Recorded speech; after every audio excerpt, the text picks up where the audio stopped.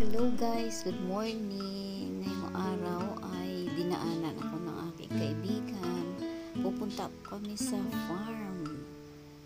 Ayan, sa farm ng mga talong, kamatis at sibuyas. Doon sa dati namin pinuntahan. Pero ito, kakaiba ngayon guys kasi kasama ako mag-work. Samahan ko ang aking kaibigan. Tutulungan ko siya mag-harvest. Sa kanya po yung talong na plantation doon. Sa kanya po siya yung may-ari. Yan, sinama niya ako dahil wala po akong work.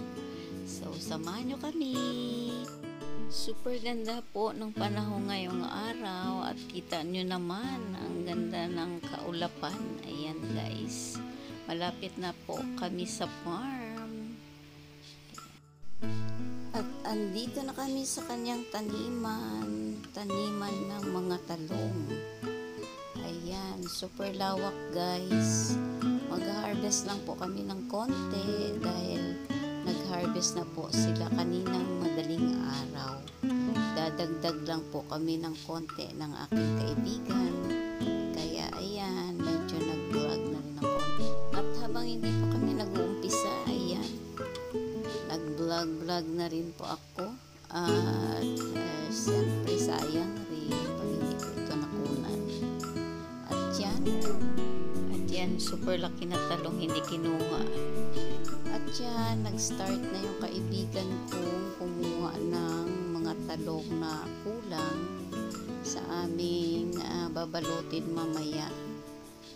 Dahil i-deliver nila ang talong ng 1 o'clock. At dito sa space ng kanyang kapatid, dito naman kami harvest ng kamatis. Ayan, so habang ang aking kaibigan ay nag-harvest, binidyohan ko muna ng konti. Nagpaalam ako sa kanya na pwede ba ako mag-video. Okay po ate, sabi niya. Pero syempre nahiya rin naman ako dahil syempre tutulong ako, nag-video pa ako. Pero okay lang naman po sa kanya. Ayan, so marami kaming at yan po ang hinarvest ko na may damage. Ito naman po yung mga hindi po yung magaganda po yan. Pero pipilian pa rin po namin dahil maraming may mga damage po. Kaya ibahin rin namin yan mamaya. Pilian. At alam nyo guys, ayan pag uwi ko, super dami po ang aking mga dala.